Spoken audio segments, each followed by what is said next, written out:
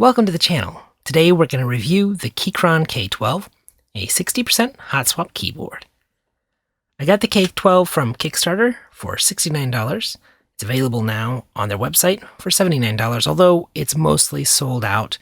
It'll be back in stock soon. I'm sure it's going to be a production board. I like to do a quick summary of the pros and cons first, so you can know if you want to stay around for the whole review. So let's look at what's best about the K12. I like how they made several versions, so all users could pick the type of keyboard they want. My favorite's the no backlight version that extends the battery life by more than double the backlit version, even with the backlight off. They have an aluminum frame you can put on to make it look a little fancier, and they have a wide variety of switch options. I like how it comes optimized for Mac users, which most Keychron boards do, and the battery life is truly spectacular. Keychron's a well-known and well-liked company, so they tend to produce loyal customers. And my least favorite parts about the keyboard are that it looks very thick at a glance. It's not very sleek, even though the box says sleek, 60%. The left side USB is kind of unpleasant if you're planning on using it plugged in, which most people won't, but the right angle USB-C to USB-C cable that it comes with is probably my least favorite USB cord ever. I had a few Bluetooth issues initially that got resolved, but experiencing it just out of the box was kind of a negative first impression. And my least favorite thing about Keychron, they do not have any software to support customization or remapping of keys. They suggest some third-party key mappers to reassign the input, but until the Q1 comes out, they have not yet released a keyboard that has an onboard configurable layout. Okay, thanks for watching. I'm going to dig into most of these different parts next, but if all you wanted was if I like it, the answer is yeah, it's pretty good. 60% isn't my favorite layout in general, but this keyboard is good. It feels good after some work, and I think you'll like it. I hope you stick around for the rest of the review, so let's get into it. First, I think the most interesting thing about this keyboard is how many different configurations they made available. I feel like they went out of their way to give everybody the choice for the type of keyboard they want. They have the soldered and hot swap and optical PCBs. If you select the Keychron mechanical switch, you can get red, blue, or brown. If you select the Keychron mechanical switch, you can get red, blue, or brown switches.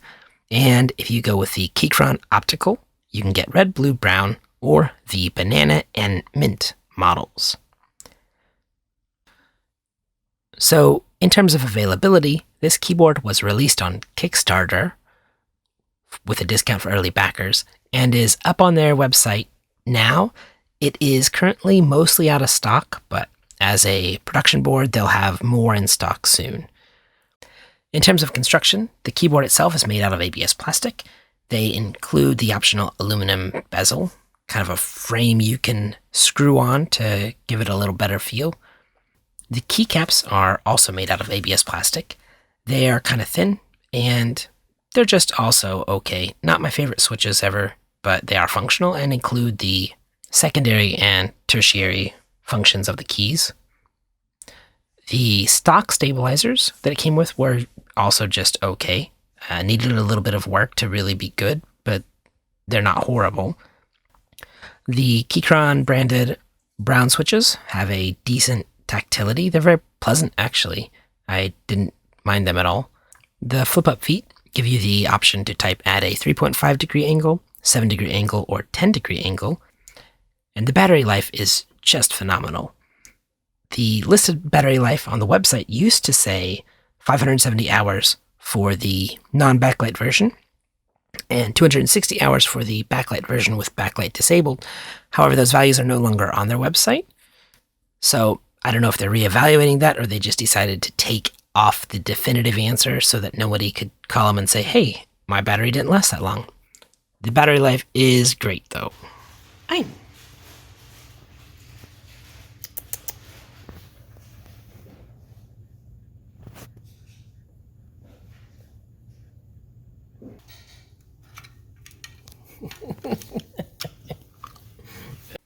My initial impression was that the front height was way, way too high. However, after using it for a couple weeks with a wrist rest, I didn't find it to be as much of a downside as I thought it would be.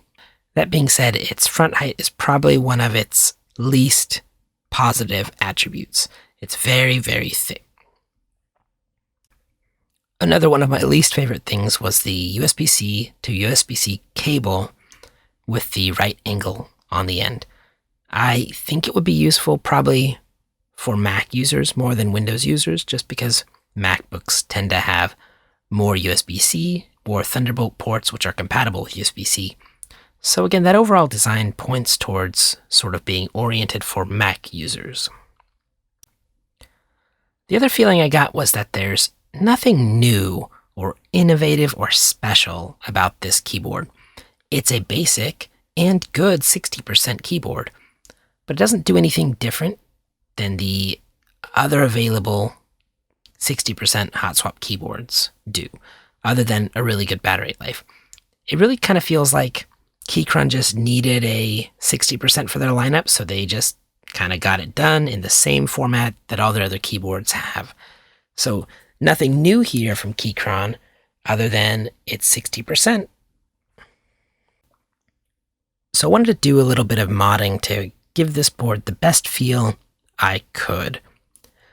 So I went ahead and did the silicon fill, which is I just mixed some silicon, poured it into the board, let it set up, pulled it out, trimmed it down to shape. So this keyboard has a pretty custom silicon insert, which fills up a little bit of the space in the bottom of the board where it could sound a little bit hollow.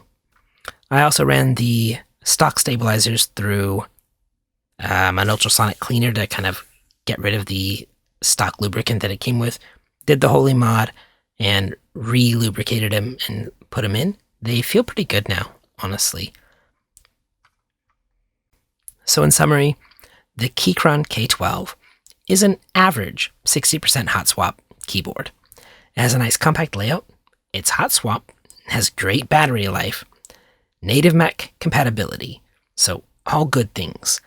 And sort of on the downside, it's kind of boring. There's nothing innovative or new about it. They didn't make any changes from their other boards, so it's starting to feel a little dated with no software support to remap your keys. That's definitely something that they'll need to work on, and in fact they are working on with the release of the Keychron Q1 sometime this month.